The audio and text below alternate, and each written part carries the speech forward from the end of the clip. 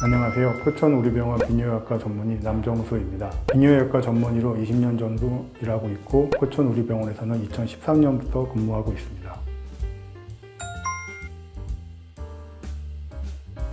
소변이 콩팥에서 만들어져서 요관, 방광, 요도를 통해서 밖으로 배출되게 되는데 그 전체를 요로라고 하고, 이거는 소변 나오는 길입니다. 소변 속에 칼슘, 수산, 요산 등이 있는데 이런 것들이 결정을 만들어서 결정의 농도가 올라갔을 때 결석이 발생하게 됩니다. 보통은 딱딱한 덩어리 돌이고요. 부드럽게 잘 부서지는 경우도 있지만 대부분 딱딱한 돌인 경우가 많습니다. 근데 결석은 요로에 어디든 생길 수 있고 신장, 요관, 방광 등 다양한 장기에 생길 수 있습니다. 이러한 결석이 요관을 막는다든지 증상이 생겼을 때 요로결석이라고 합니다. 요로결석은 신장, 방광, 요도에 생긴 결석을 전체 다 의미하는 것이고, 신장에 생겼을 땐 신장결석, 요관에 생겼을 땐 요관결석, 그렇게 정리를 합니다.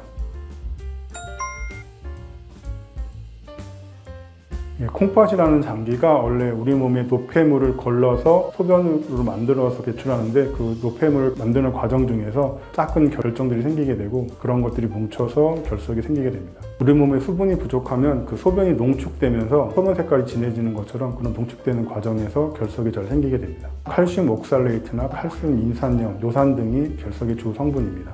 보통 콩팥은 공간이 넓기 때문에 3cm 이상이 되는 결석도 생길 수 있고요. 근데 아주 모래알처럼 작은 결석도 통증이 심하기 때문에 크기는 1mm부터 3cm까지도 가능합니다.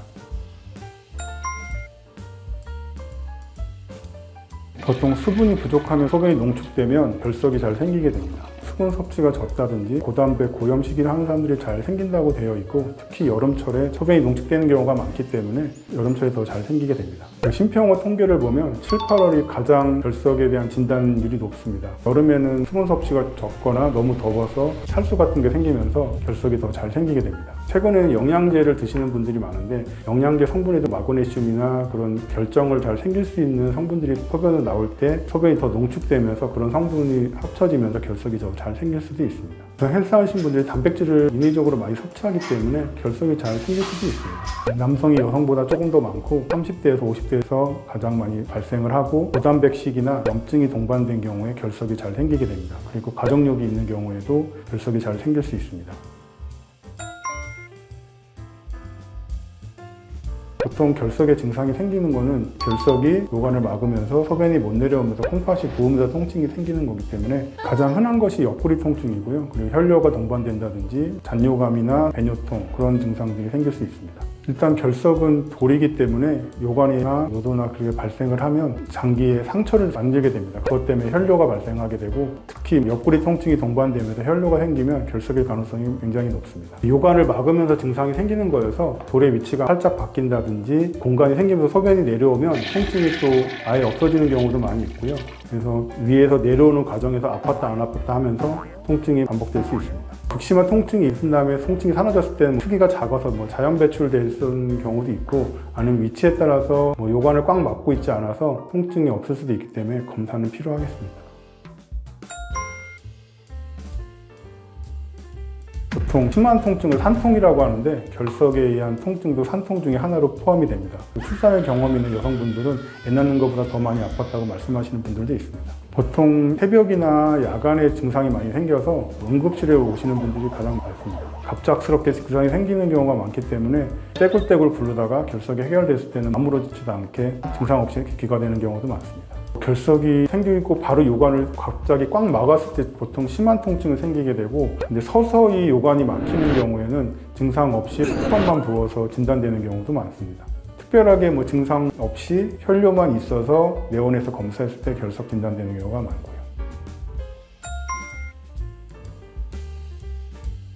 보통 콩팥이 부어서 극심한 통증이 생기기 때문에 옆구리를 이렇게 짚고 오면서 한쪽 옆구리를 굉장히 통증을 일으킨다든지 아랫배 쪽을 아파한다든지 하면서 소변 볼 때 불편하거나 혈뇨가 동반된 경우에 주로 결석을 의심할 수 있습니다. 보통 결석이 의심이 되면 CT와 엑스레이, 소변 검사를 시행을 합니다. 엑스레이는 크기가 작거나 뼈나 가스에 가리면 결석이 안 보일 수 있는데, CT는 크기가 1mm 되는 작은 돌도 모두 다 발견할 수 있습니다. 초음파도 할 수도 있는데요. 초음파는 애매한 경우에는 잘 안 보일 수도 있어서 CT가 가장 정확합니다. 소변검사 상에서는 대부분 혈뇨가 보이고요. 염증이 동반될 수도 있고, 혈액검사에서는 크레아틴이라고 해서 신장 수치가 올라간 경우에도 결석을 의심할 수 있습니다. 예전에는 IVP라고 해서 역행성 요로 조영술도 하기도 했는데 최근에는 CT가 편하게 찍을 수 있기 때문에 가장 많이 진단하는 데 도움이 됩니다.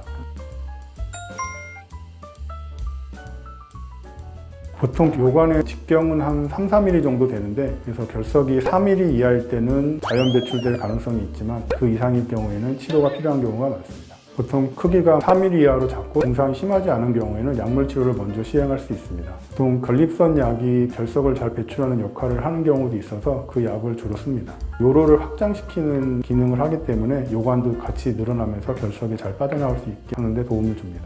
돌 잘 빠져나가게 하는 약과 빠져나가기 전까지 통증이 생길 수 있기 때문에 진통제도 같이 처방을 합니다. 4mm 이하인 경우에는 약물 치료를 먼저 시도해 볼 수 있고요. 크기가 그 이상이거나 통증이 너무 많이 심한 경우에는 체해 충격파 세dok술이나 내시경 수술로 해서 결석을 제거한다든지 등의 치료를 할 수 있습니다.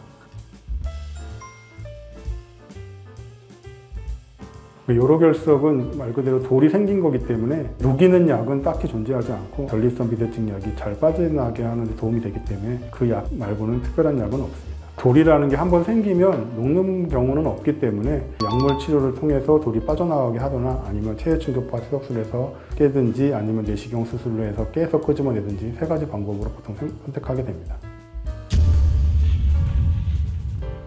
뇌뼈에는 요상 때문에 결석이 생길 수도 있긴 한데요. 소변이 못 내려오면서 염증이 생긴 경우에는 폐혈증까지 진행되면서 드물지만 사망할 수도 있습니다.